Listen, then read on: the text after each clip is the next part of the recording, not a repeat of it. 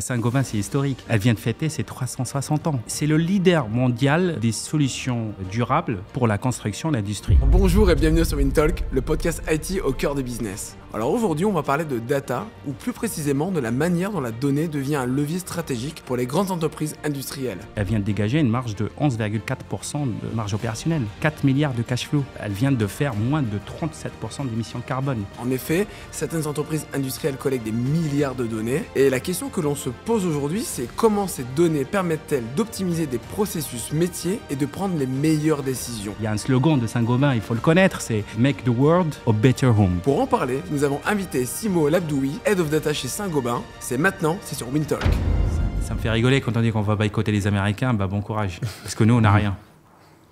Tu vois, il faut arrêter Snapchat, Instagram, Facebook, Google, ChatGPT. Il faut arrêter Microsoft, AWS et toutes les sociétés ici, ils ont leur infrastructure aux États-Unis. Qu'est-ce qu'ils vont arrêter leur système? C'est pas possible. Je pense qu'on est très dépendant. On n'a jamais fait de la souveraineté numérique. Quand on en parlait, moi j'en parlais il y a longtemps. Tu vois, qu'est-ce que tu fais? Mais même l'innovation va lever des fonds ici. Moi, j'étais à Silicon Valley avec Fivetran. Tyler, c'est le cofondateur. Il a fait un pitch, il a pris 20 millions d'euros, il s'est cassé. C'est une demi-heure. Il va la faire ici. Ouais, c'est ouf. Là, ici, si tu as 500 000 euros, 1 million, c'est déjà bien. C'est pas la même mentalité. C'est pas la même mentalité. Là-bas, les gens, ils investissent. Les gens, ils te suivent. Il y a le mérite aussi. Ici, quand même, on a freiné longtemps, on a investi longtemps. Tu vois, regarde la recherche et le développement, ça a baissé pendant des années, que ce soit sur le côté nucléaire, que ce soit sur le côté agriculture, que ce soit sur le côté data, souveraineté numérique, digital, on n'a jamais avancé. L'IA, on n'a jamais avancé. Bon, alors Simo, ce que je te propose, c'est de reprendre un petit peu le fil de l'interview. Donc aujourd'hui, tu es le Head of Data de Saint-Gobain. Donc Saint-Gobain, pour rappel, c'est un groupe industriel qui existe depuis 1665 et qui est spécialisé dans la production, la transformation et la distribution de matériaux. Ce qu'on va essayer de comprendre dans cet épisode, c'est comment la data est devenue un actif majeur pour Saint-Gobain, comment elle répond aux problématiques métiers et optimise les processus clés. Ce que je te propose, Simo, dans un premier temps, c'est de te présenter en 2-3 minutes, s'il te plaît. Alors, pour faire très, très simple, j'ai un parcours que j'appelle classique en France. Du coup, dans mon cas, j'ai commencé par des classes préparatoires à Paris. Ensuite, j'ai rejoint une école d'ingénieur où j'étais diplômé qui s'appelle Léonard de Vinci. Très vite, j'étais passionné par le monde de la data et j'ai pu compléter cette formation par d'autres formations certifiantes sur comment mettre en place la stratégie data, la gouvernance de données, comment réfléchir à une organisation durable autour de la data par des organismes comme MIT, Cambridge et MSI. Et j'ai eu de la chance de travailler dans plusieurs activités, notamment dans la finance et surtout les assurances IRD où j'ai passé quelques années. Et c'est là justement, j'ai vu l'impact de la data dans la prise de décision et dans la performance au sein des entreprises. En 2016, j'ai rejoint le groupe SNCF où j'ai dirigé une activité data et intelligence artificielle, IA, et avec des enjeux concrets, tout simplement dans la SNCF. C'est d'abord la mobilité, comment améliorer la mobilité, comment dans la mass transit aussi. Dans l'amélioration de l'infrastructure SNCF, dans l'amélioration de l'expérience client, voyageur. Vous êtes tous des clients de SNCF, mais surtout aussi pour comment réduire l'énergie au sein de SNCF, parce que, comme vous le savez, SNCF elle a besoin quasiment d'une centrale nucléaire pour pouvoir circuler ses trains. Voilà, du coup, c'était une expérience très riche et passionnante. Et depuis plus que 2 ans maintenant, je suis au sein du groupe Saint-Gobain, autant que groupe Head of Data as a Service Delivery au sein du GDI, c'est le groupe digital de Saint-Gobain, où le rôle de cette entité, c'est d'accompagner Saint-Gobain dans sa transformation digitale en faisant de la data un asset majeur justement pour la performance de ces process et la performance tout simplement de l'entreprise. On travaille sur plusieurs axes. C'est la performance économique, l'excellence opérationnelle, réduire l'empreinte carbone, qui est un clé majeur au sein de Saint-Gobain. Voilà, tout simple, pour en résumer, mon rôle, c'est de aider les entreprises à exploiter mieux leurs données, mais surtout qu'il faudra les exploiter d'une manière responsable et surtout durable. Alors, il y a pas mal de choses dont tu as parlé très intéressantes qu'on va creuser par la suite. Saint-Gobain, aujourd'hui, qu'est-ce qu'ils font? Alors moi, quand j'en parle à des amis, à mon entourage, je leur dis, parce que le grand public ne sait pas forcément ce que fait Saint-Gobain, je leur dis, regardez la bouche d'égout, regardez la vitre, la fenêtre que vous trouvez en tout cas dans la rue, regardez le garde-corps, etc. Autour de vous, quand vous marchez dans la rue, quand vous allez dans l'avion ou dans pas mal d'endroits d'ailleurs, il y a du Saint-Gobain partout, mais tout le monde ne sait pas concrètement ce que c'est Saint-Gobain. Est-ce que tu peux nous expliquer? Effectivement, moi aussi j'étais surpris, comme toi Thomas, et je l'étais dans ton cas avant. Mais maintenant, quand j'en parle de Saint-Gobain, je suis un premier fan. Pourquoi? Saint-Gobain, c'est historique. Moi, je l'appelle Notre-Dame de France. Ah ouais. C'est une fierté pour la France. Elle vient de fêter ses 360 ans. T'imagines? 360 ans. C'est-à-dire qu'elle a survécu à pas mal de défis, de challenges, de crises économiques, etc. Mais elle est toujours là et c'est une des boîtes, voire la meilleure boîte du CAC 40 aujourd'hui. Alors, Saint-Gobain, c'est quoi? C'est au-delà de que ce soit 360 ans d'historique, c'est plus que 170 000 employés et dans 80 pays aujourd'hui et 900 usines à travers le monde. Énorme. Ah oui, mais bien sûr que c'est énorme. Et c'est le leader mondial des solutions durables pour la construction et l'industrie. Mais avec une mission très claire et essentielle. C'est d'améliorer notre confort de vie tout en respectant et prenant soin de la planète. Au-delà de ça, les voyants aujourd'hui, ils sont au vert pour Saint-Gobain. Ça fait quelques années maintenant. Quelques chiffres clés, elle vient de dégager une marge de 11,4% de marge opérationnelle et aussi 4 milliards de cash flow. Rajoutons à ça, c'est que de point de vue durabilité, elle vient de faire moins de 37% d'émissions de carbone depuis 2017. Et du coup, Saint-Gobain, tout simplement, alors il y a un slogan de Saint-Gobain, il faut le connaître, c'est « Make the world a better home ». Okay. C'est-à-dire, c'est de rendre le monde meilleur. Rendre un monde meilleur. Et du coup, le slogan l'emporte. Et ce n'est pas juste un mot, parce que, comme vous le savez, la construction, les habitats et le transport, ça contribue à 80% de la pollution de la planète. Du coup, si on prend soin de nos habitats, nos conforts de nos habitats, je pense, et nos transports, parce que Saint-Gobain aussi fournit des produits pour le transport, tout prend son sens pour Saint-Gobain et le slogan « Make the world a better home ». Et peut-être, mais peut-être plus simplement, qu'est-ce qu'ils produisent Saint-Gobain? Qu'est-ce qu'ils produisent dans leurs usines? Alors, qu'est-ce qu'ils produisent? Alors, Saint-Gobain conçoit, fabrique et distribue des matériaux durables par exemple, pour construire des bâtiments performants. Exemple. Les bâtiments, là, regardez même le bâtiment de Saint-Gobain. Oui.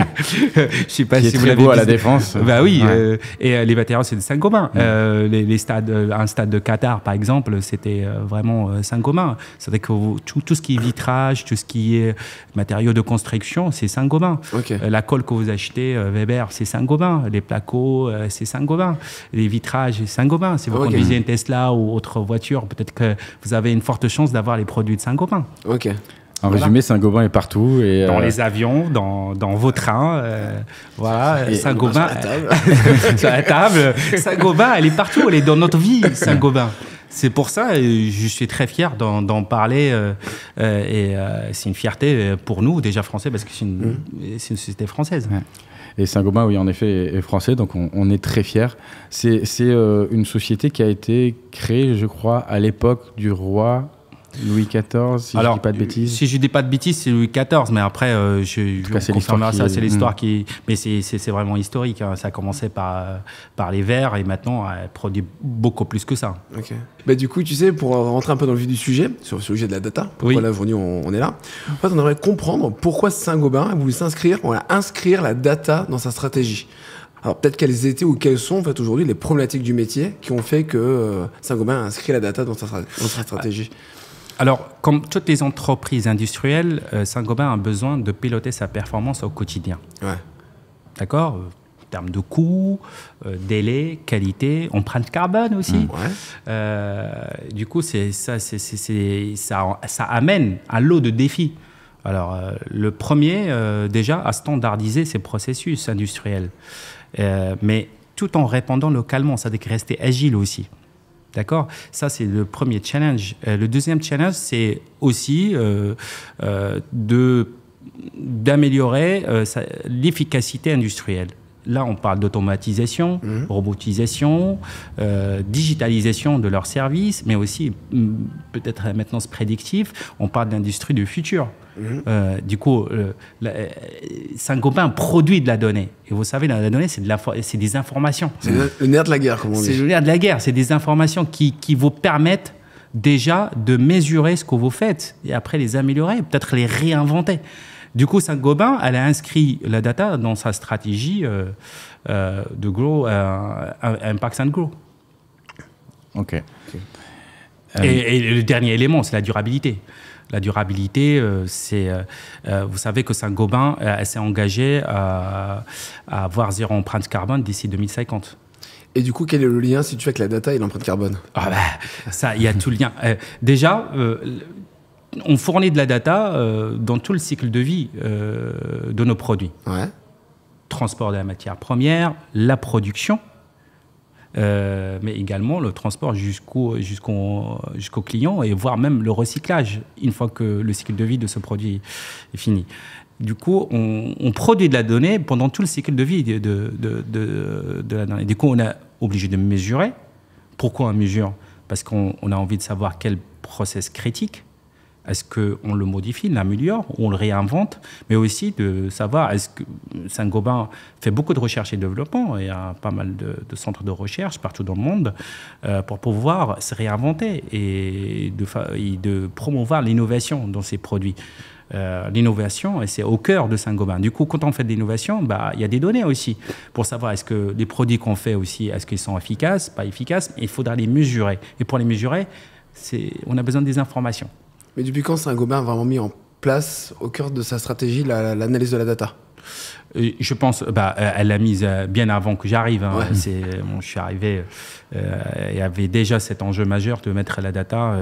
Et notre CDIO, il était au clair là-dessus. C'est qu'on a besoin de valoriser la donnée, c'est-à-dire être au plus près des métiers pour pouvoir le faire. Et du coup, je pense que c'était un processus naturel. C'était naturel que la data et cette prise de conscience, elle est venue naturellement pour dire qu'on a besoin de la data. Aujourd'hui, on ne peut pas s'en passer de la data. La data, c'est le pouvoir d'agir. C'est le pouvoir d'agir. La data, et encore, on pourra en parler, mais la simplification de la data égale impact. La simplification de l'accès, la simplification de la connaissance à la data égale impact positif pour l'entreprise et aussi pour réduire l'empreinte carbone, pour revenir à ta question. Justement, on va y venir. Pendant qu'on a préparé le podcast, en fait, on a évoqué deux sujets. Donc, le data for all, le data by all. D'accord. Est-ce que tu peux nous dire qu'est-ce que ça signifie déjà dans ces deux termes? Comment tu fais pour passer de l'un à l'autre? Alors, ça, c'est un terme que j'ai déjà commencé à en parler depuis SNCF parce que j'avais une conviction. Moi, je l'ai vu dans mes expériences précédentes, c'est qu'on a besoin de rendre la data au métier. Je m'explique. Oui, parce qu'il n'y a pas mieux que les métiers, les business, en fait, de connaître leurs données. Quand vous parlez dans les usines avec les opérationnels, ils connaissent en fait ce qu'ils produisent. Quand vous parlez aux marketeurs, les financiers, les gens qui font la distribution, en fait, ils connaissent ces données-là. Alors, pour te faire très simple, c'est un nouveau paradigme pour moi qui dit que à l'époque, jusqu'à maintenant, le data for all, c'est quoi? C'est l'IT joue un rôle central pour produire la donnée, pour répondre à certains cas d'usage. Des métiers que eux, ils ont sollicité l'IT pour pouvoir pour développer leur cas d'usage. On voit bien que ça a ses limites. Pourquoi ça a ses limites? Parce que tout simplement, c'est très lent. Des fois, on se trompe. Du coup, même on met les bonnes technologies, des fois, on a du mal à réduire le time to market, on a du mal à comprendre ce qu'on fait. Ça ne veut pas dire que l'IT n'était pas bon, mais il n'y avait pas, il n'y avait pas l'ingrédient suffisant pour dire, OK, j'ai la connaissance métier, j'ai la connaissance métier sur la donnée, je peux analyser les données, je peux savoir quelles données pertinentes pour mon cas d'usage, comment je peux le valoriser, comment je peux y accéder tout simplement, etc., etc. Du coup, il y avait aussi cette difficulté d'accéder à la donnée. Mais des fois, même si on accède à la donnée, on n'arrive pas à la contextualiser. Je ne sais pas si elle est de bonne qualité, si cette donnée dont j'ai besoin, est-ce que tout simplement cette donnée, je peux l'exploiter facilement, par quel biais je peux l'exploiter. Et du coup, il fallait mettre toute une approche, une organisation complexe entre l'IT et le métier pour pouvoir faire des cas d'usage.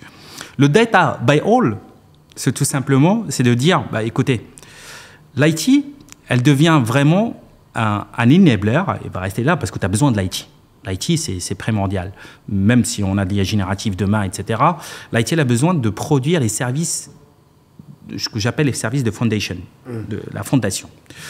C'est le qu'on faut mettre un camp. Du coup, de dire, en fait, je vais développer des services qui sont prêts à l'emploi. Je vais faciliter l'accès à la donnée. Je mets la gouvernance qui va bien, sans parler de la gouvernance, mais rendre la donnée simple et accessible, mais surtout la contextualiser. Ça veut dire quoi que la contextualiser? C'est de la cataloguer, la documenter. Et si j'accède à une donnée, j'accède d'abord à son contexte, pour savoir si c'est pertinent ou pas, et après, je demande l'accès. Et avec ça, je pourrais très bien soit venir scaler ce qui était fait auparavant, comme ça j'évite la déduplication de données, et j'arrive aussi à accéder facilement, comme ça je peux prédire plus facilement. Comme ça, je peux répondre avec la valeur là où c'est utile. Et du coup, je raisonne d'une manière utile, sustainable, ça veut dire données durables et responsables. Ok, donc tu veux dire qu'aujourd'hui, le métier chez Saint-Gobain a accès plutôt d'abord à des contextes, à des cas d'usage de, je dis n'importe quoi, j'ai besoin de savoir combien de camions vont partir de mon industrie aujourd'hui. Disons, le directeur de l'industrie a besoin de ces données. Tu me diras peut-être des cas concrets juste après. Suite à cette demande, il va te l'exprimer, ou en tout cas, il va voir si ces données face à ce contexte sont accessibles.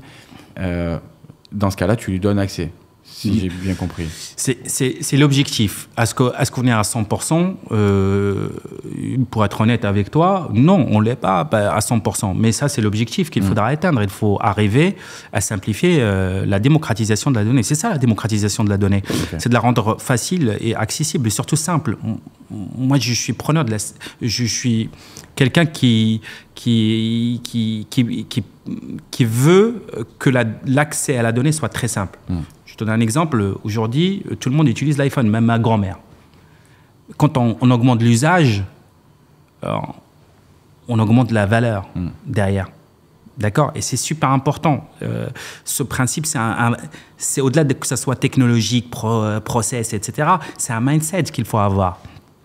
Et du coup, nous, en tout cas, je pense qu'on est sur le bon chemin pour y arriver à 100%. Aujourd'hui, on peut dire qu'on est à 60, 70% parce qu'il nous manque tel truc, parce que la conduite du changement, il faut la véhiculer. Et on est très, très, très sensibilisé à la conduite du changement au sein de l'entreprise.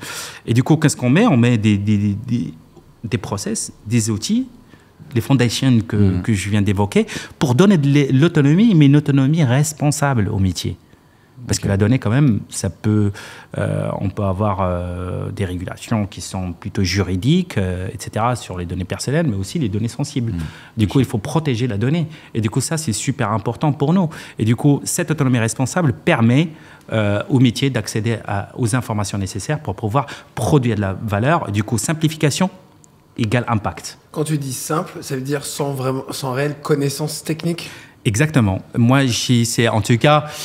c'est plus un rêve, parce qu'un rêve sans objectif reste qu'un rêve. Et du coup, l'objectif, c'est de simplifier pour que ce rêve soit réalisable, et que les métiers peuvent accéder sans connaître des compétences techniques. Aujourd'hui, avec l'IA générative, vous pouvez poser votre question, un chatbot va piocher. Si vous contextualisez, mais à condition de contextualiser la donnée. Le chatbot, il ne va rien savoir si on ne contextualise pas la donnée. Mais quand on la contextualise, c'est à lui de faire toute la partie technique. En tout cas, on a envie que 80% des questions, ou 70% des questions, ça soit répondu au chat. Après, il y a des choses complexes, on peut agir en IT. Mais il faut simplifier ce qu'on appelle le customer journey des métiers quand ils veulent une approche vraiment data. Et pour moi, c'est ça la démocratisation pour parler des choses très simples. Alors peut-être que tu as justement évoqué le sujet, tu as parlé un petit peu de la grand-mère qui utilise l'iPhone, mais est-ce que dans un contexte pro, tu as des cas concrets où en fait cette accessibilité a changé la donne en fait? J'ai tellement de cas d'usage où la data a eu un impact sur ça. Je te donne un exemple très simple, d'une manière un peu globale. Vous prenez un gestionnaire de dépôt, par exemple, qui gère ses stocks. OK, lui, il a un outil qui s'appelle WMS, Warehouse Management System. Quand un marketeur, il enlève un produit dans le catalogue depuis l'URP, il est possible qu'une fois qu'il l'a enlevé, il n'y a plus de commande. Et lui, il se retrouve avec du stock. Ouais. Parce qu'en fait, les deux systèmes, peut-être qu'ils ne communiquent pas. Dans le monde parfait, ils communiquent bien. Mais cette intégration, du coup, la data, et l'inverse est vrai, parce qu'il peut très bien ajouter un produit qui n'existe pas ou n'a pas été suffisamment approvisionné, et tu as des commandes. Tu te trouves du coup, dans une situation délicate avec ton client. La data, en fait, l'intégration de la donnée et ce travail de connexion, parce que la data, elle va venir de la connexion, c'est ce qu'on appelle l'intégration de données, pour vérifier la cohérence des données entre les systèmes. Du coup, accéder à la donnée, ça permet de vérifier et connecter les systèmes d'information pour avoir la donnée utile, pertinente, cohérente, fraîche. Au bon moment. Au bon moment. À la bonne personne. Et c'est ça qu'on a besoin. On a besoin de créer cette connexion. Je te donne un autre exemple. Par exemple, si on reste dans le cadre de la gestion de stock, quelqu'un a fait la gestion de stock de son usine. Si on donne le contexte de ce cas d'usage pour quelqu'un d'autre, pour une autre usine, 900 usines à travers le monde, ce n'est pas anodin.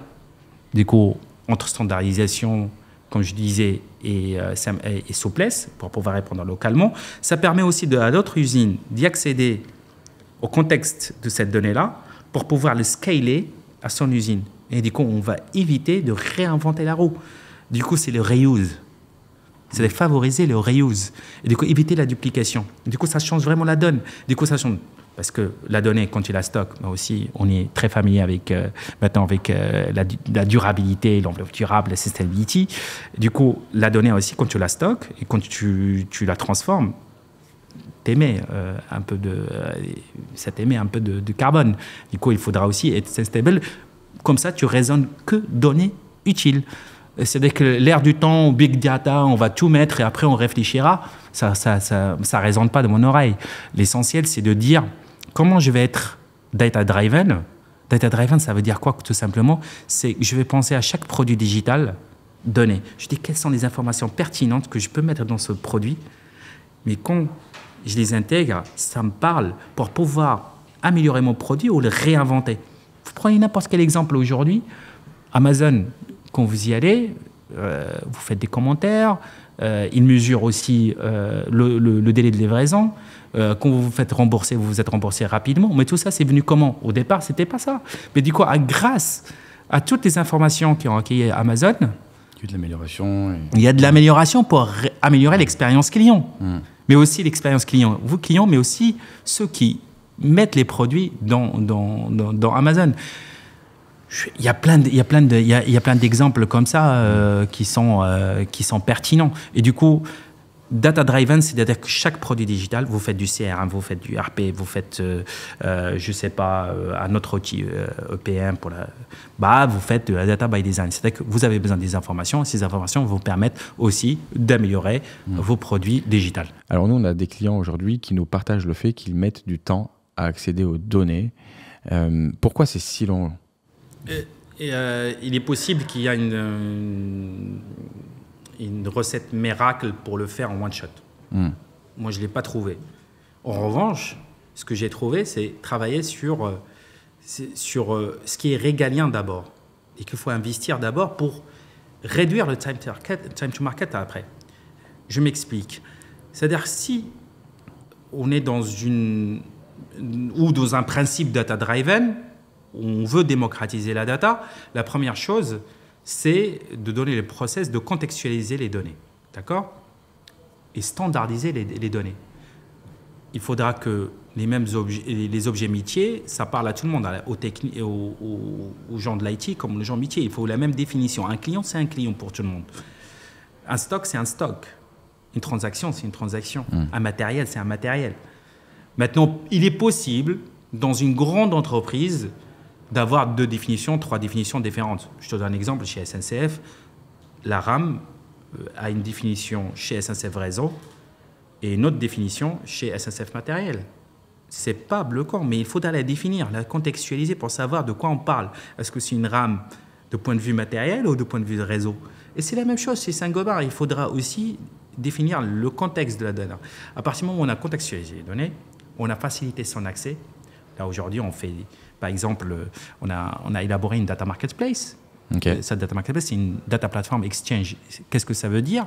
C'est mettre les consommateurs et les producteurs de la donnée en contact pour que les producteurs mettent leurs données dans la marketplace, standardisées, contextualisées, etc. Et le consommateur, il accède au contexte. Et si il veut demander accès, il s'adresse au producteur de la donnée. Et aussi, à travers le data marketplace, je peux explorer sans avoir des connaissances techniques. C'est juste avec un langage naturel. Je lui dis quelle usine qui a émis plus d'empreintes de carbone cette année, par exemple dans le nord, dans le sud, etc. Et ça permet, tu vois, d'y répondre. Donc la data marketplace, pour conceptualiser, contextualiser la donnée, qui est des utilisateurs qui y accès, c'est une plateforme, ça se matérialise comme une plateforme? Ça se matérialise tout simplement, c'est une plateforme, ou peut-être c'est une plateforme pour améliorer l'expérience client. Peut-être elle est connectée derrière avec un catalogue de données, elle est connectée peut-être à un système, je veux dire, de stockage de données, de transformation de données à des outils d'IA. Mais le client, il voit que cette interface. Du coup, amélioration, quand vous êtes sur Amazon, vous ne voyez pas que l'URP, le truc, machin, etc. Non, vous voyez Amazon. Du coup, il faut simplifier l'usage. Et ça, c'est super important. Et du coup, ça se matérialise vraiment avec une expérience utilisateur à travers cette data marketplace. Mais cette data marketplace, elle peut cacher d'autres outils derrière. Bien évidemment, on ne peut pas faire, pour faire une recette, tu as besoin de plein d'ingrédients, tout simplement. Mais quand tu vas manger ton assiette, tu dis que c'est bon ou pas bon. Exactement. C'est le résultat qui compte. Est-ce que justement là, tu as expliqué comment participer, disons, à la réduction du time to market? Tu nous as donc parlé de différentes choses, notamment de la data marketplace. Est-ce que durant ta carrière, tu as rencontré des freins qui pourraient justement être levés, que tu as réussi à lever potentiellement? Voilà, les freins les plus courants que tu as pu rencontrer et où tu pourrais justement donner un feedback et donner des conseils éventuellement à ceux qui nous écoutent. Je vais être honnête avec toi, les freins que j'ai vus jusqu'à maintenant ne sont pas technologiques. Pour moi, la technologie, elle est mature, elle est prête à l'emploi aujourd'hui et surtout, de nos jours, avec les génératifs, moi, je trouve que ça va bouleverser beaucoup de choses. La problématique que j'ai rencontrée, c'est au niveau humain. C'est la conduite du changement. Comment accompagner, que ce soit les métiers et l'IT, dans une culture de changement pour faire rupture par rapport à d'autres approches. Et incarner cette nouvelle approche de démocratisation et de réduire le time to market, simplification, contextualisation, catalogage et un travail vraiment pour valoriser les données. Du coup, la conduite du changement consiste à élaborer une vraie stratégie de conduite du changement. Mais la stratégie, elle est bien. Ça peut inspirer des gens. Mais si vous n'avez pas le modèle opératoire, c'est l'operating model, pour pouvoir le dérouler sur le terrain, là, on court à l'échec. Pourquoi? Parce que si votre stratégie, même si elle est bien, vous n'avez pas un modèle opératoire. Le modèle opératoire, il s'agit de la méthodologie, le process. Qu'est-ce qu'on fait? On crée des nouveaux datasets à partir de datasets. Mais le process métier, il est important dans le cycle de vie de la création de datasets. Du coup, comment je veux faire contribuer les sachants business autour de la donnée qui connaissent les process? Comment je vais connecter ça avec les gens de l'IT qui connaissent les technos? Et comment je vais faire en sorte de les accompagner les accompagner vraiment pour pouvoir s'approprier des données et être responsable sur leurs données. Du coup, cette conduite du changement, ça demande beaucoup de travail de pédagogie, d'acculturation, mais aussi de formation derrière, et de dire quelle méthodologie on va suivre. Il y a beaucoup de méthodologies aujourd'hui pour dire concrètement, c'est comme le GPS, hein, c'est au départ. Après, une fois que vous connaissez l'itinéraire, vous le faites sans GPS. D'accord ? Bien évidemment, il y aura des radars pour contrôler l'accès à la donnée. Mais c'est ça le principe. Le principe, c'est d'avoir les gens qui sont embarqués. Parce que même si vous ramenez la meilleure solution autour de la donnée, la meilleure technologie, le meilleur process, si vous ne conduisez pas le changement, vous encourez à l'échec. Et ça, pour moi, c'est important. Et du coup, des fois, on a eu vraiment du mal, que ce soit surtout mes précédentes expériences chez SNCF, c'est on prenait au sérieux la conduite du changement, même si elle était complexe. Du coup, ça prend du temps, hein. Ça prend vraiment du temps. Ça prend énormément de temps. Il faut C'est-à-dire accompagner les que gens. vous ne pouvez pas changer les choses du jour au lendemain. Il y aura de la réticence, il y aura la frustration, il y aura aussi des gens à former. Il faut choisir, par exemple, il y a un principe très simple dans la conduite du changement, de choisir les bons éléments pour incarner, qui vont être formés, qui vont incarner le changement pour aussi aider les autres à incarner ce changement. Des personnes qui Et vont après, vous y allez étape par étape, step by step, etc., pour pouvoir justement dire, bah voilà, je suis arrivé. En fait, une fois que le changement il est fait, tu n'as plus de charge émotionnelle, on va dire, derrière tout ça. Et du coup, c'est super important la conduite du changement. Et pour moi, c'est la difficulté de demain. C'est pas technologique, c'est pas procédural. Et t'as vu, Thomas, à chaque fois qu'on rencontre des gens, c'est en podcast ou autre, à chaque fois, le frein, c'est l'humain. On parle pas de technologie ou autre, hein, on dit c'est l'humain et la conduite du changement, tout le temps. Oui, bien sûr. Mais au même titre que les failles de sécurité, les premières failles qu'on voit, en tout cas sur la partie sécurité, on nous dit toujours dans le feedback de nos clients, c'est l'humain le premier qui va dévoiler potentiellement une info confidentielle. C'est pas la technologie qui a une faille, c'est l'humain qui va faire si on contextualise la donnée, on peut détecter la classification de la donnée. Aujourd'hui, je te dis, par exemple, les outils, elles sont très matures, ce genre de truc. Si vous mettez le nom, vous mettez contextualisé, prénom, âge, ou je sais pas. J'ai pas besoin de faire Bac+5 ou tu laisses ça à un chat pour pouvoir vraiment détecter qu'il y a des anomalies en termes de sécurité. Ah, ok. Ça, c'est pas sécurisé. Ou des données sensibles, on peut les taguer, il y a plein de choses qu'on peut faire là-dessus. Mais pour pouvoir dire que c'est une donnée sensible, donnée qui a des caractères personnels, il faut du contexte. Et c'est pour ça que la contextualisation des données, elle est beaucoup plus importante que la donnée elle-même. Exactement. Mais en effet, on le voit dans toute organisation, dans toute société, on reçoit des différents managers, directeurs, que ce soit sur la partie data ou la partie sécu, ou même des DSI, qui nous disent vraiment les plus grosses difficultés, disons, qu'on rencontre, c'est l'humain qui est un peu réticent au changement et qu'il faut bien accompagner. Mais bon, après ça, il y a des méthodes, tu le disais, il faut des personnes qui sachent l'idée et des personnes qui vraiment accompagnent les gens et rendre le changement un peu plus smooth, disons. Exactement. On a parlé juste du modèle opérationnel. Le modèle opérationnel, tu le disais également lors de la préparation, c'est l'information action. Donc voilà, ce qu'on voit alors souvent chez les grands groupes, c'est qu'il y a beaucoup de données, mais qu'elle est peu, voire pas du tout parfois exploitée. Comment tu passes en gros d'un simple stockage de données à une vraie capacité d'action rapide? Ouais, ok. Alors, information to action, c'est un... Je l'ai fait en français, mais en anglais c'est mieux. Ouais, mais c'est pas un principe anodin parce que si vous stockez juste la donnée, vous la valorisez pas, ça reste des données qui sont pour moi inutiles. Ils sont pas utilisés, ils sont pas valorisés. L'essentiel dans les données, c'est de prendre des décisions et prendre des actions correctives, ou révolutionnaires des fois. Et du coup, l'information into action, ça veut dire tout simplement, on va raisonner plutôt action à partir de chaque information utile, dans la conception de ce que je suis en train de faire. Okay. D'accord? Je ne veux pas générer un KPI pour générer un KPI. Un KPI, ça sert aussi de prendre des décisions. D'accord? Un KPI aussi, ça permet de déclencher des actions. Je te donne un exemple. Par exemple, au-delà, tu vois, de Saint-Gobain, chez SNCF, dans la sécurité ferroviaire, si vous détectez une intrusion sur la voie ferrée, bah, vous déclenchez une action. C'est quoi? Le train qui arrive, il faut l'arrêter. Par exemple, ou faire intervenir un agent. Ou quand vous détectez qu'il y a des vibrations de train sur un morceau, un tronçon de voie, bah, vous déclenchez une action aussi, dire ok, le prochain train, peut-être il ne faudra pas qu'il roule à cette vitesse, mais il faut surtout intervenir dans les 24 heures quelqu'un. Mais c'est quoi? C'est de l'automatisation en fait.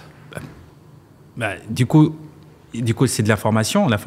Au-delà de l'automatisation, il faut réfléchir à l'action. Qu'est-ce que tu veux? L'action aussi, tu vois, ça peut être vis-à-vis du client. Vous faites une vision 360 client pour faire quoi? Peut-être pour faire de l'appétence au produit, pour savoir quel produit qui pourrait l'intéresser dans le retail, par exemple. Ou peut-être, tu vois, par exemple, non, je veux faire une vision 360 avec la transaction dans le domaine bancaire pour détecter des fraudes. Et quand je détecte une fraude, qu'est-ce que je fais? J'arrête la transaction? Ok, tu automatises, mais tu déclenches des actions en automatisant ça. Mais peut-être juste avec l'humain, tu peux déclencher des actions. Et du coup, c'est super important de dire, bah, en fait, quelle action? C'est information, elle sert à ça, la data. Pour réduire l'empreinte carbone, si, par exemple, il y a un sujet clé pour nous, c'est la traçabilité des matériaux. La traçabilité des matériaux, au-delà que ce soit, il faut suivre la régulation, etc. C'est aussi une manière de dire, quand je vais détecter un process qui est critique, qui génère qui émet beaucoup de carbone, comment j'améliore, tu vois, ce processus? Comment j'innove dans ce processus? Ou peut-être le matériel lui-même, il faudra que j'innove pour qu'il émette moins d'émissions, voire zéro émission, même jusqu'au recyclage. Sans réinjection aussi dans la production. Du coup, je déclenche des actions correctives grâce à l'information que je détecte. C'est-à-dire que ce n'est pas pour faire beau, tu vois. Il faut générer de la data. Non, la data, on la génère pour que ça soit utile. Il faut dire quelle action je prends de cette donnée-là. Après, on ne réinvente pas la roue. On faisait des indicateurs, des KPI depuis une décennie. Et les KPI, ça sert vraiment, tu vois, à déclencher des actions. Mais est-ce que ça t'arrive des fois de créer de l'information? Parce que là, ce que j'entends, c'est que tu crées de l'information en pensant à comment elle va être utilisée. Bien sûr. Mais est-ce que par moment, il y a de l'information qui va ressortir sans savoir comment elle va être utilisée? Pour moi, tu peux avoir des informations, mais il n'y a pas d'information qui est inutile. Hein. Pour moi, si vous faites un ERP, toutes les informations que vous avez designées et conceptualisées, elle est intéressante, que ce soit sur le module finance, achat, etc., RH. Mais pareil, dans le CRM, un prospect, il a un contrat, je le transforme en client, etc. Vous avez Maintenant, quand vous allez faire un cas d'usage pour faire de la connexion, si tu prends l'exemple de WMS et l'ERP, quand tu vas faire une jointure, connecter les deux mondes, tu te dis, je les connecte pourquoi? Pour créer un nouveau dataset. Ok, ce dataset, il contient quoi comme information? Pour faire quoi? C'est-à-dire que se poser la question, le pourquoi, c'est important. Des fois, on se pose toujours la question sur le quoi, on oublie le pourquoi. Et quand on fait le quoi, on se dit, derrière, moi, c'est pas ça que je pensais. Et c'est pour ça qu'il y a une frustration et une rupture entre les métiers et l'IT, ce principe-là. Parce que si on fait que le quoi et que les deux mondes ne sont pas d'accord sur le pourquoi, bien évidemment, on augmente notre risque d'échec. Okay. Donc, dans ce que tu expliques, il y a un côté aussi de recherche prédictive, disons, à agir, à anticiper justement les actions à mener, c'est-à-dire tu donnais l'exemple d'une voie qui va vibrer, par exemple, lors du passage d'un train. La voie, la donnée qui te remonte de cette voie-là, qui vibre, disons qu'elle remonte toutes les 2-3 ans, je ne sais pas. Est-ce que tu vas chercher aussi le caractère ensuite à prédire justement ces actions-là? Comment tu fais? Absolument. Ben, du coup, de regarder le passé et de prédire par rapport au cycle de vie, tu vois, de cette voie, par rapport, tu vois, à la météo aussi, tu vois, parce que ça agit sur les voies, par rapport le nombre de circulations sur cette voie, le tronçon où elle vit. Voilà. Du coup, tu dis, OK, j'ai eu des anomalies similaires sur les mêmes contextes de cette voie-là. Du coup, je prédis que dans 2 ans, parce que j'ai la même chose, c'est en moyenne, c'est de 50 ans, 2 ans, c'est bientôt 50 ans, du coup, il va falloir intervenir. Du coup, la science, elle est simple à comprendre, peut-être complexe à mettre en place, mais le principe, il est très simple. Le principe, je prédis, tu vois, je regarde le passé pour prédire l'avenir. Et le passé, c'est un feedback utile. Bien sûr. Et comment ça s'applique aujourd'hui chez Saint-Gobain? Est-ce que tu as des cas d'usage là-dessus, par exemple? Sur la prédiction sur les usines de futur aujourd'hui, c'est la maintenance des fours. Ils sont équipés de l'IoT aussi. C'est des devices en fait qui te disent la température, l'eau, etc. Le rendement aussi, etc. Et ça permet aussi de déclencher des actions correctives là-dessus. Des fois, il vaut mieux arrêter quelque chose qui ne fonctionne pas parce que tu vas produire des matériaux que tu vas jeter à la poubelle. Du coup, tu gaspilles de l'eau, tu gaspilles de l'énergie, etc. Il vaut mieux l'arrêter et intervenir. Au lieu, tu vois, de l'oublier pendant 2-3 heures et tu as généré, je ne sais pas, un stock inutile. Du coup, est-ce que tu as besoin de temps, justement, pour pouvoir générer de la donnée et pouvoir après utiliser la maintenance prédictive? T'as la maintenance préventive déjà, tu vois, qui est pas mal.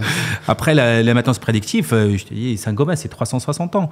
Peut-être on n'a pas toutes les données, mais on a quand même un ratio de données, tu vois, sur lesquelles on peut se baser pour pouvoir prédire l'avenir. Ce serait quoi pour toi la grosse différence entre la maintenance prédictive et préventive? Prédictive, c'est vraiment c'est des modèles en fait qui vous regardent le passé pour prédire l'avenir. Préventif, en fait, c'est des règles que tu dis. En fait, c'est je suis un scientifique, je dis si la température elle dépasse tel seuil, je préfère l'arrêter. Parce que c'est pas normal. Tiens, du coup, c'est une bonne transition. C'est comment structurer en fait aujourd'hui un operating model autour de la data? C'est une très très bonne question. Un operating model autour de la data, c'est très simple. En fait, il se concentre sur plusieurs choses. Comme j'ai dit tout à l'heure, c'est une organisation d'abord. C'est une organisation autour qui va faire quoi. Moi, j'aime pas parler du RACI parce que je sais très bien que je parle de mission. On a des missions au sein pour développer un cas d'usage. Et cette mission, elle peut être plein qui peuvent y contribuer. Mais du coup, dire, tu vois, pendant tout le cycle de vie de création de mon dataset, du coup, quelles sont mes missions? Conception de dataset, réfléchir à le pourquoi, formaliser, contextualiser, intégrer les données depuis les systèmes, les transformer, les tester et les restituer. Et déclencher l'action. OK, l'action a été bonne, pas bonne, feedback, etc. Du coup, pendant tout ce process-là, j'ai besoin d'avoir la bonne organisation, les bonnes missions. Je ne parle pas de profil, moi je ne parle jamais de profil de compétences. Et quelles sont les missions et quels sont les outils aussi que je mets en place. Bien évidemment, moi je suis convaincu que tous les outils qu'on doit prendre, il faudra embarquer l'IA générative dedans. Pour moi, il n'y aura pas le choix demain. Pourquoi? Parce que ça va faciliter un petit peu et réduire le time to market qu'on parlait tout à l'heure. Par exemple, pour cataloguer les données, des fois, on a des données qui viennent du URP, du CRM ou je ne sais pas quoi. Elles sont déjà pré-mâchées en termes de contexte. Du coup, si tu donnes ça à un outil, il va savoir que ça, c'est un nom, ça, c'est un nom, ça, c'est une transaction, ça, c'est un montant. Et ça se trouve que c'est en train de décrire une transaction. Ah, là, on est en train de décrire un stock, etc. Et du coup, ça permet de contextualiser. Je donne un autre outil, Data Quality. J'ai besoin de faire de l'observability pour mesurer la qualité de mes données. Je regarde le comportement de mes données sur la complétude, sur la fraîcheur, sur la cohérence. Et ça permet aussi de dire, OK, le comportement a changé, du coup, je pense qu'il y a un problème de complétude, un problème de fraîcheur, de cohérence, de consistance, etc. Et aussi, par le même biais, tu as les outils de transformation, de storage qu'il faudra parler avec un langage commun. langage naturel. Et du coup, vous voyez, l'IA, elle peut être partout. Elle peut aussi détecter, tu vois, des anomalies de sécurité demain. Du coup, moi, je pense que c'est super important que demain, que tous les outils qui vont être embarqués dans le landscape technologique autour d'une plateforme, je ne sais pas quoi, ou un cas d'usage, il faut qu'ils embarquent l'IA générative dedans. Parce que si ce n'est pas le cas, est-ce que tu penses que ceux qui ne vont pas justement embarquer l'IA générative, ils auront une déficience business, un désavantage? Déjà, le ROI va être un peu pas chouette. Ça, c'est la première chose. Et la deuxième chose, ils vont augmenter leur time to market. Et ça va générer des frustrations. Et je reviens à ton feedback que tu me disais par rapport à certains intervenants qui trouvent des métiers qui trouvent ça long. Tu vas générer encore la frustration que c'est long. C'est pour ça que les métiers préfèrent faire des POC parce que c'est plus facile. Mais quand on veut industrialiser, là, c'est autre chose. Ouais. Mais du coup, le POC, ça a toujours été un vecteur d'incompréhension entre les métiers et l'IT. Du coup, aujourd'hui, comment j'industrialise, mais avec le même time to market que le POC. Tout simple. Ok. Tu parlais de demain. Si tu devais inspirer des personnes qui nous écoutent, s'ils devaient s'inspirer de ce qui se passe chez Saint-Gobain sur l'usage de la data, quel exemple tu donnerais? Comment tu peux inspirer les autres? C'est ce qu'on vient d'évoquer avec Marvin, c'est déjà les outils avec l'IA embedded dedans, embarqués. Ça, c'est la première chose. La virtualisation de données aussi. Ça, c'est quelque chose qui est primordial demain. Il y a des gens qui me posent la question sur est-ce que les données ils doivent être centralisées, décentralisées? Moi, j'ai envie de le dire, on s'en fiche. Tant qu'il est là. Le client, il a besoin de quoi? Le business, il a besoin d'avoir une donnée accessible qu'il peut explorer et qu'il peut contextualiser, tout simplement. Il s'en fiche si elle est dans tel data center ou tel techno ou tel storage de tel techno. Il faudra qu'il y ait une ouverture pour virtualiser les données, pour que s'il y a une donnée qui dans telle techno, elle peut parler à tel techno et basta. Et derrière, avec le même contexte. Mais il faudra que ça soit... Je parle de gouvernance fédérée. C'est quoi? C'est que peu importe la technologie, peu importe ce que vous faites, il faudra une gouvernance de données qui soit fédérée. Et c'est ça, vous allez fédérer le contexte client. Et après, la virtualisation, c'est clé. L'autre chose, c'est la conduite du changement. On revient à la conduite du changement, c'est que ce soit by design aussi. Voilà. Est-ce que tu vois d'autres grandes évolutions dans la gestion des données? Je pense qu'il y aura une question de compétences à l'avenir. Je pense que on aura besoin, il y aura des compétences qui vont disparaître et d'autres qui vont naître, ça c'est sûr. Du coup, il faut penser à comment aussi accompagner ce changement du point de vue compétences. Okay. Nos écoles, malheureusement, ils commencent à produire moins en France des profils types. Du coup, je pense qu'on fait moins de sciences, mathématiques, physique, etc. Et je pense que c'est super important qu'on puisse aussi former et produire des profils et des ingénieurs aussi en France. Et je pense que la compétence elle va aussi être un ingrédient majeur pour demain. Je suis d'accord, on doit plus former en France, en tout cas dans les écoles d'ingénieurs. C'est vrai que chaque année, on n'a pas assez pour le besoin général d'ingénieurs qui sortent, pour que ça soit sur la partie data, mais sur plein d'autres métiers également. Je pense que l'effort côté français est énorme.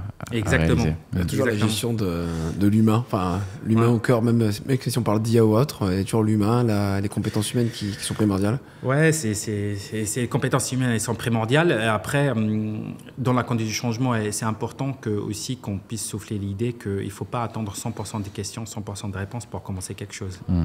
On a toujours en France, et j'ai toujours cette difficulté. C'est comme un cycle V, tu vois. Il faut être, si tu as 60% des questions, 80% 60% de réponses, 70%, allons-y. Ça permet de... Ok, ben, moi j'appelle ça d'accélérer l'échec, au pire. D'accélérer l'échec. C'est disruptif, mais accélérer l'échec, c'est bien, ok, c'est bon, on revient. Mais ça permet de ne pas perdurer dans l'échec aussi. Et tiens, sur une dernière question qu'on a là, c'est selon toi, à quoi ça ressemblera la gestion de la data dans les grandes boîtes industrielles d'ici 5-10 ans? Je pense que l'automatisation, la robotisation, la digitalisation des processus, c'est l'avenir, c'est l'usine du futur demain. Tout automatisé, tout robotisé. L'automatisation, la robotisation. La remontée de données automatique. La remontée de données. Moi, je pense que même les outils comme les ERP, les CRM, les EPM, les MDM, PIM. Moi, je vois plein de gens qui viennent aussi tu vois, donner des leçons sur comment faire de la gouvernance, comment sortir, ce que c'est data mesh, ce que c'est...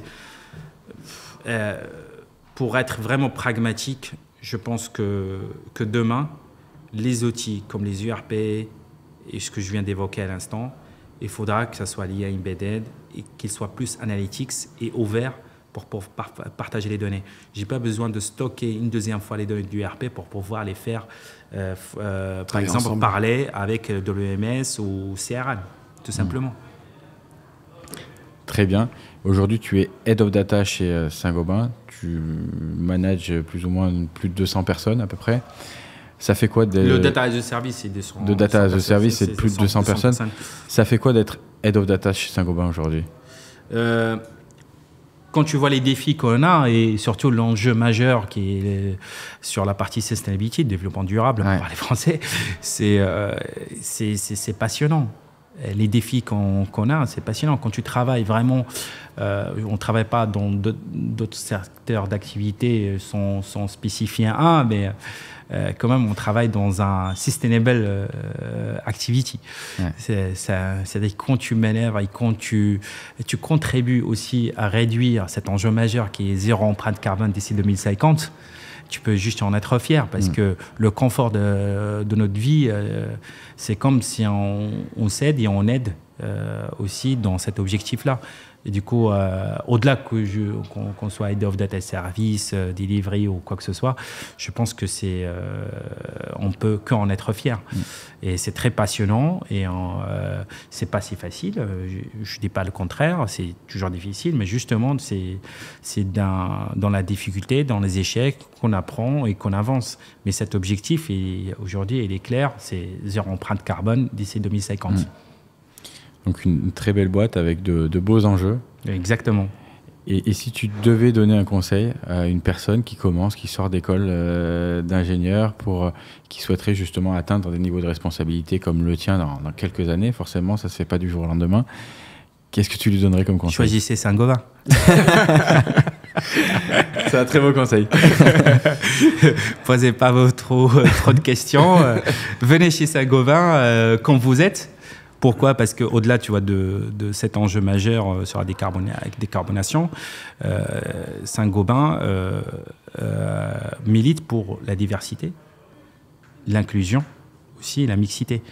Et je viens de sortir d'une formation sur la fresque de diversité. Okay. Je ne pense pas que toutes les boîtes font ça et qui sensibilisent les gens sur les discriminations, que ce soit du genre, les discriminations du sexe, les discriminations ethniques ou de couleur de peau. Du coup, voilà, c'est les gens, il faudra qu'ils soient sensibles là-dessus.